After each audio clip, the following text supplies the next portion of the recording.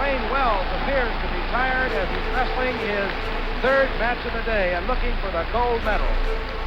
Going into the final round of his gold medal match with Adolph Seeger of Germany. Wayne Wells, he's got his gold medal. This young man is really something. Yeah, my dad won a gold medal in the Olympics. All of a sudden, here I was in front of the whole world. The first big endorsements with Nike. I would not be Olympic champion without Wayne. That's legacy. Who was Wayne Wells, the wrestler?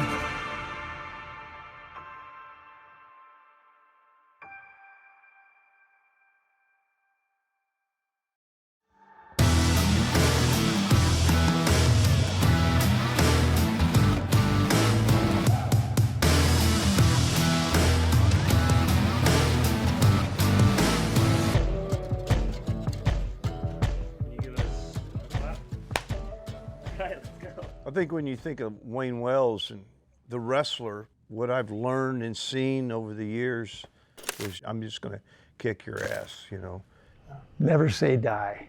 Just keep going, no matter how hard you're hurting. You learn all those other details and you realize, like, I'm just related. You know, he did all of this. Who was Wayne Wells, the wrestler?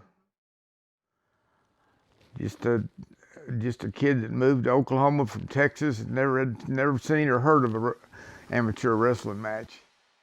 Wayne Wells moved to Oklahoma as a young boy. He had always idolized Yogi Berra, but with his move, he had to learn a whole new sport of wrestling. Luckily for him, he attended John Marshall High School. I met Virgil Milliron, who was my high school gym coach. To put it mildly, he encouraged everybody to go out for wrestling. But he was a big OU fan, and then the guy that had really put my high school on the map as far as wrestling was a guy named Wayne Botman. And he was NCAA champion, and he was kind of my idol. So that's how Wayne Wells, the wrestler, came about. It was through just pure accident. Accident or not, he rose quickly. With an Oklahoma legend for a coach and a unique mentality, Wayne was shaped into a soon-to-be legend, but not without some trials. First up, the University of Oklahoma. Toughness was valued just as much as skills, if not more. You had to be tough just to get through the practices. I would describe him as a very tough wrestler, aggressive and in great shape. Never say die. From the time I started, I wanted to be a three-time NCAA champion. That was my goal. I lost a match early on in the national tournament. It was like the number 2 seed and everything, and I went out and got beat by somebody that I shouldn't have gotten beat by. The same thing happened my junior year, and it just killed me. It embarrassed me and whatever. Going into my senior season at OU, felt like I'd been a failure. Only a failure due to the lofty goals he had set for himself. But remember, that unique mentality, yeah, this man will not say die. Definitely one of OU's greatest wrestlers ever. Could be one of the greatest wrestlers for a lot of schools. I was a 3-time Big 8 champion, which was the hardest conference in the country. I set the win record for the University of Oklahoma. I only lost 4 matches. When you think about how he wrestled, he whipped people. It wasn't matches that were close. I finished out the '68 season, and I had already, and I was an NCAA champion, but I always considered myself less than a success in college. I knew he only had 1 NCAA title. I just didn't know he was disappointed with that, because to me, that's an amazing thing as well. There are very few NCAA champions. The improvement was evident. Yes, he wanted 3 NCAA titles, but he's an undefeated NCAA national champion in his senior year, for goodness sake. He's in the form of his life right now, right when the Mexico City Olympics come calling. Could this be his chance to redeem himself? I really wanted to see if I could make the '68 team, Olympic team. I had no experience wrestling internationally, and that was one of the things that I wanted to see if I could do to, quote, make up for my college failures. Olympic or international level was the only thing left. College folk style and international freestyle wrestling are two different beasts. Wayne was brand new to the international style.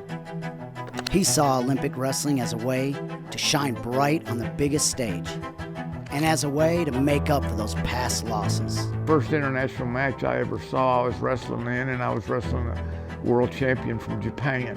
I was so scared. I had never wrestled on elevated mats, and then once I got to the Olympics, here I was in front of the whole world. It was just so foreign to what we grew up wrestling. I got fourth place by one bad point. It just really burned me up. It's a real quick lesson to you. A newcomer to the world stage and only just missing the podium by 1 point. Those outside the wrestling community might be impressed, but wrestlers know, Wayne knew, and it stirs up something deep inside of you. Wayne has not yet won what he wants, and now he's on the hunt. After '68 and '69, I knew that I had enough experience that I felt like I had at least a shot at the 72 games. I think if I would have won 3 NCAA championships, I might not have gone on. But it was a way of kind of making up for my failures.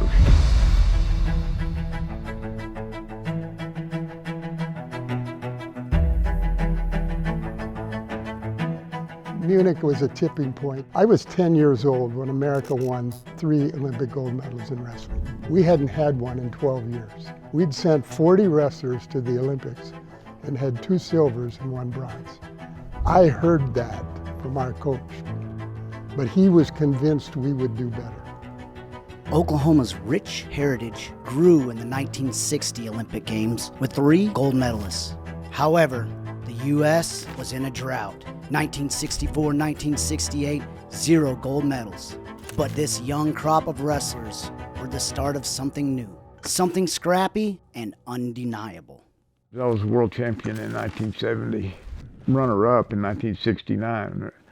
Went to the World Games in Argentina. It was real tough to be able to afford to wrestle. It just scrambling around trying to buy a plane ticket. I slept on a lot of motel floors. But until you got on the Olympic team, you paid for everything. The athletes during that time, they pretty much had one shot. And it just tells you they took advantage of their opportunity. They knew this is my shot, this is my only time.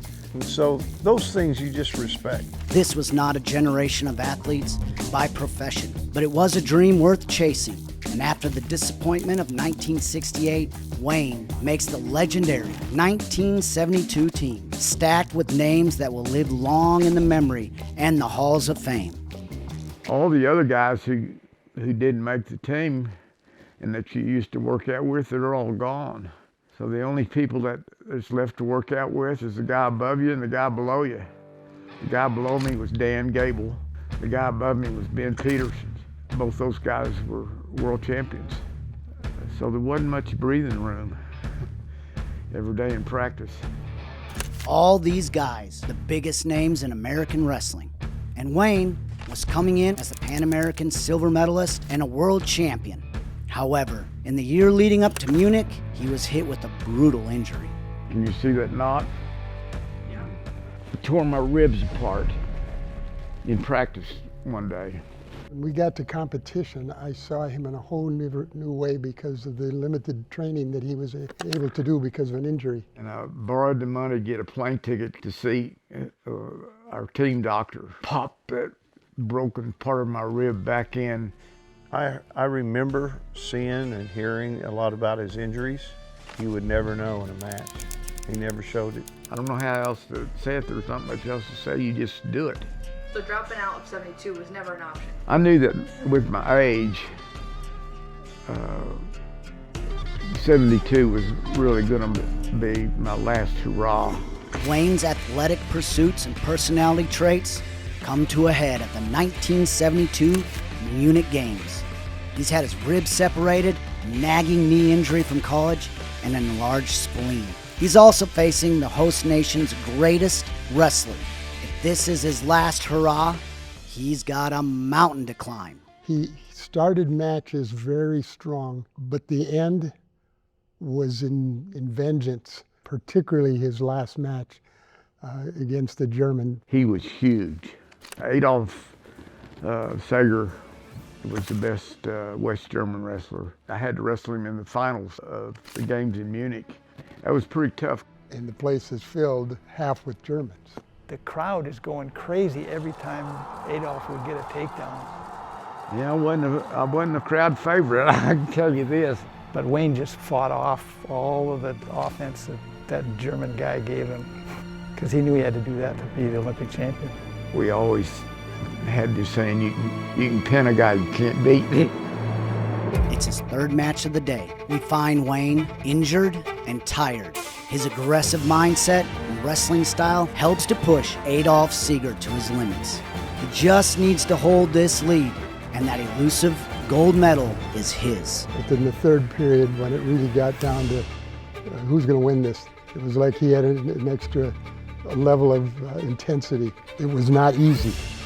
Everything was against him. Just kind of something down in your guts that won't let you stop. Adolf would come with a lot of energy and a lot of movement, and Wayne is just waiting for the moment, and he'd be in on the legs and take him down. He never would give you any slack. He just wanted to try to kill you every minute. Because I love to see the spirit of man under pressure. There's no fear in him. You don't see any fear, I mean, ever. I'm going to use every tool I have. I will win. And he did. The good Lord that looked over you. You got to go out a winner. He did it. Against overwhelming odds, he actually did it. Undefeated in the pursuit. A 12-year drought broken. 6 medalists, 3 golds, the best performance from a U.S. Olympic wrestling team. Now they stand head above shoulders, giants among men. When we were done, you see the picture of the 6 of us with our medals around our neck. There was a bunch of smiling in our corner. We knew we had done something that our teams had not done before. With everything going on in your life at that time, did you feel like you were able to soak in every one of those accomplishments? I never really thought about it. I just did it. Yeah, my dad's a world champion and he won a gold medal in the Olympics. It's yours now. They can never take it away. Wayne Wells was the hero. If there was just one word to sum it up, would be it's just pride.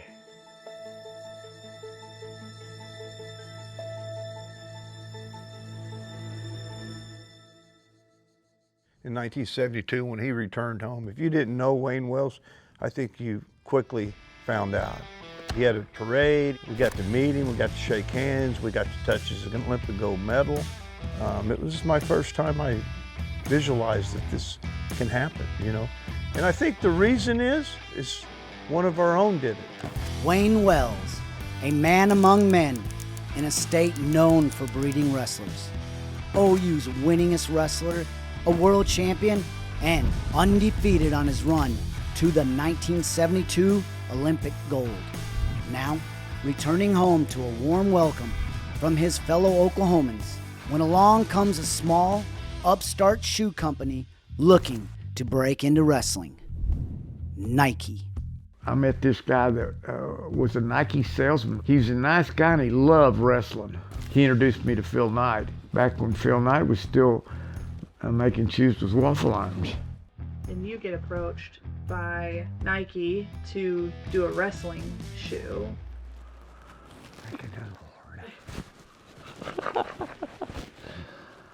I mean, that was like heaven. I mean, somebody wants to pay me for wearing a wrestling shoe? You know, my son loves Nike. He has a collection of Nike shoes.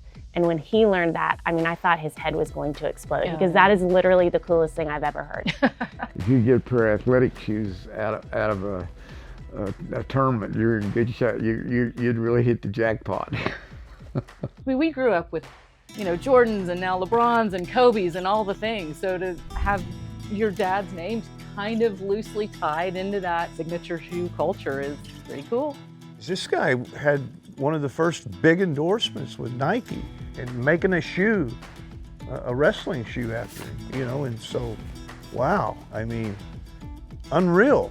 And there is a display of Dad on the wall in Hideaway Pizza. I do remember that whole conversation kicked off that Dad was the first Nike signature shoe athlete. It's nice to kind of relive all that, if you want, glory. And I'm very proud to be associated with Nike and proud that they want to be associated with me. Wayne Wells was not just the face of Nike's first wrestling shoe. He was Nike's first ever signature athlete. Before there were names like Jordan, Serena, Ronaldo, there was Wayne. But Wayne himself was not one for the limelight. He, in Oklahoma fashion, was a rancher at heart. Life's been good. Life on the farm or the ranch is even better. You know, I have a law degree. I practiced law here in Oklahoma County area for 30-something years. I guess 25 years ago. My wife and I bought this farm and kind of expanded it out to about 300 acres. And so I was a part-time rancher, just enjoyed the dickens out of it. I love that he's got a little cowboy in him. You know, he loves the outdoors, he loves ranching a little bit, and he does some of those things that, you know, brings him back to OSU a little bit. A Sooner with a ranch. For all his tenacity and aggression he showed on the mat, what was Wayne the dad like? What was he like after his life on the mat? Well, that might be a totally different person. Well, I remember, you know, telling friends, oh, my dad won a gold medal in the Olympics. And Dad treated it very casually. Can I take it to show and tell? Sure. I think I probably took it in my backpack to school. He's a sharp guy. He's not too serious about everything. You're laughing all the time. We could have dinner in front of the TV. There were, you know, endless supplies of peanut M&Ms. He bought a boat. He got his pilot's license and an airplane. For him, those were some toys. But it always centered around working on the toys. It did. And right, at the same time, it provided him the opportunity to, oh, the boat broke down. Where's Dad? He's down at the dock working on the boat. You know, long-standing memory that, you know, colors my entire childhood is the aches and the pains and the injuries. I have asked him, is it worth it, Dad? If you go back and change it and do it all again, and he looked at me and he said, absolutely. Yeah. Absolutely. What does a humble man desire who has reached the pinnacle of sport but searches not for the spotlight? Is it freedom from the tireless pursuit of greatness? Is it to create memories with the next generation? Building a family and leaving a legacy? What even is a legacy? Legacy for Wayne Wells, I think of how many people he motivated. At 7 years old, the only Olympic champion I knew was Wayne Wells. I wasn't thinking of a school where I'd attend or anything. I was thinking about being an Olympic champion like Wayne Wells. Yeah, I would just want Wayne to know, probably would not be Olympic champion without having watched that match over and over again. I think I'm proud of how proud my dad is of his accomplishments. And golly, it make me cry. He loved every minute of it. You know, the medal's wonderful to have, but man, when you motivate a generation of kids, and when I say a generation of kids, you know, thousands, that's legacy. He is a competitor and a winner. That's what he wants to be, and he did it. If there's one thing I would like to be remembered for, was I was a hard worker, did what I was supposed to do. Wayne Wells imprinted a legacy on Oklahoma and in the sport of wrestling